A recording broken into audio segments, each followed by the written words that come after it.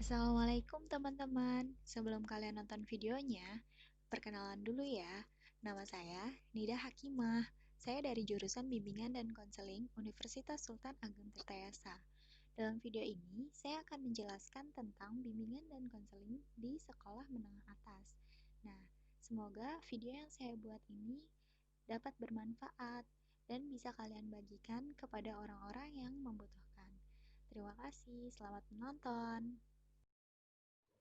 Oke, saya Nida Hakimah dari jurusan Bimbingan dan Konseling Universitas Sultan Ageng Tirtayasa. Di sini saya akan menjelaskan tentang bimbingan dan konseling di sekolah menengah atas. Nah, sebelum kita mengenal apa itu bimbingan dan konseling di sekolah menengah atas, di sini pasti udah banyak yang mendengar tentang bimbingan dan konseling. Setiap orang yang mendengar tentang bimbingan dan konseling, mereka pasti akan langsung merujuk pada kata anak bermasalah atau anak-anak yang suka melanggar peraturan di sekolah atau hal-hal yang negatif.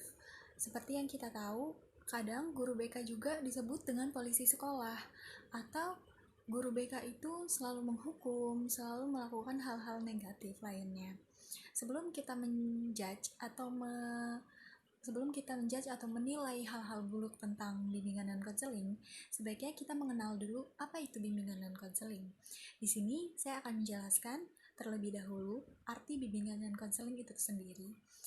Bimbingan dan konseling yaitu adalah proses interaksi secara langsung ataupun tidak langsung yang diberikan oleh konselor kepada konseli untuk membantu mengembangkan potensi diri peserta didik atau individu tersebut ataupun membantu memecahkan masalah peserta didik tersebut. Seperti itu. Jadi, arti bimbingan dan konseling di sekolah itu sendiri adalah memiliki arti membantu peserta didik untuk memecahkan masalah atau membantu mengembangkan potensi-potensi yang ada di dalam diri siswa tersebut.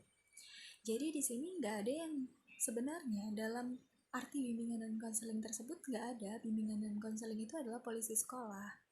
Seperti itu. Karena bimbingan dan konseling di sekolah juga diselenggarakan untuk memfasilitasi perkembangan siswa agar mampu mengaktualisasikan potensi dirinya atau mencapai perkembangan secara optimal. Jadi, memfasilitasi di sini itu adalah sebagai upaya memperlancar proses perkembangan siswa. Karena secara kodratinya setiap manusia, mereka berpotensi dan berkembang untuk mencapai perkembangan kemandirian secara optimal. Oleh karena itu, kita membutuhkan upaya-upaya untuk mewujudkan potensi peserta didik, potensi siswa menjadi kompetensi atau prestasi-prestasi yang dapat dibanggakan. Nah, karena membutuhkan upaya itu, untuk kita juga memerlukan sistem layanan pendidikan yang integratif. Kompetensi hidup ditumbuhkan secara isi-mengisi atau komplementer antara guru bimbingan dan konseling kepada wali kelas ataupun kepada para pendidik lainnya di dalam sekolah, termasuk guru bimbingan dan konseling. Di sini karena setiap siswa memiliki potensi kecerdasan, bakat, minat, kepribadian, kondisi fisik, ataupun kondisi lainnya yang melatar belakangi siswa tersebut yang berbeda-beda. Oleh karena itu, pengalaman belajar yang berbeda itu menyebabkan siswa memerlukan layanan pengembangan yang berbeda-beda pula. Perkembangan siswa tidak lepas dari pengaruh lingkungan, fisik, psikis, maupun sosial. Sifat yang melekat dalam lingkungan adalah perubahan. Perubahan yang terjadi dalam lingkungan dapat mempengaruhi gaya hidup warga masyarakat termasuk siswa. Pada dasarnya, siswa SMA memiliki kemampuan menyesuaikan diri, baik dengan diri sendiri maupun lingkungan proses penyesuaian diri yang optimal jika difasilitasi oleh pendidik, termasuk guru bimbingan dan konseling atau konselor. Penyesuaian diri yang optimal mendorong siswa mampu menghadapi masalah-masalah pribadi, sosial, belajar, dan karir. Itu adalah bidang-bidang yang ditangani oleh bimbingan dan konseling. kondisi lingkungan yang kurang sehat, maraknya tayangan pornografi atau porno aksi, atau dalam penggunaan sosial media yang kurang bijak, terdapat banyak sekali masalah-masalah yang dialami oleh para remaja, termasuk khususnya anak-anak di sekolah menengah atas, di mana banyak sekali terjadi penyalahgunaan alat kontrasepsi dan obat-obat terlarang, ketidakharmonisan kehidupan keluarga, dan dekadensi moral orang dewasa sangat mempengaruhi pola perilaku atau gaya hidup siswa. Nah, perilaku bermasalah seperti ini itu sudah melanggar tata tertib sekolah, yaitu banyak sekali masalah-masalah seperti tawuran antar siswa, tawuran antar sekolah, apalagi hal tersebut sering terjadi di SMA ataupun di SMK. Jenjang menengah ke atas banyak sekali terjadi kasus-kasus tentang tawuran antar siswa atau antar sekolah, tindak kekerasan seperti bullying, meminum minuman keras, atau menjadi pecandu narkoba. Nah, ini adalah hal-hal yang merusak kondisi lingkungan tersebut, merusak generasi-generasi anak SMA ini.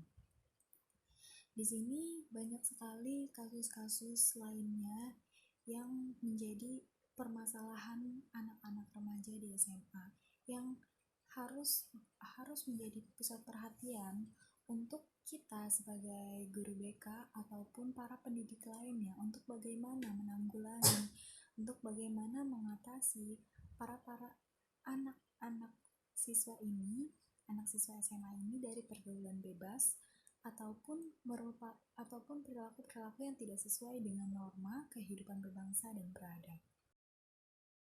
Perilaku sebagian remaja seperti yang sudah saya jelaskan tadi itu sangat tidak diharapkan karena tidak sesuai dengan sosok pribadi manusia di Indonesia dalam mencapai tujuan pendidikan nasional, yaitu beriman, bertakwa kepada Tuhan Yang Maha Esa, berakhlak mulia, memiliki pengetahuan dan keterampilan, memiliki kesehatan jasmani dan rohani, memiliki kepribadian yang mantap dan mandiri, serta memiliki rasa bertanggung jawab kemasyarakatan dan kebangsaan menurut Undang-Undang Nomor 20 Tahun 2003, Bab 2 Pasal 3. Di situ sudah dijelaskan bagaimana pendidikan menengah atas anak-anak ini seharusnya mencapai tujuan pendidikan nasional yang sudah dijelaskan di atas. Seperti itu. Pada penyelenggaraan pendidikan di SMA, guru bimbingan dan konseling atau konselor berperan membantu tercapainya perkembangan pribadi, sosial, belajar, ataupun karir peserta didik atau konseli pada jenjang sekolah menengah atas ini. Guru bimbingan dan konseling atau konselor menjalankan semua fungsi bimbingan dan konseling, yaitu fungsi pemahaman, fasilitasi, penyesuaian, penyaluran, adaptasi, pencegahan, perbaikan, advokasi, pengembangan, dan pemeliharaan.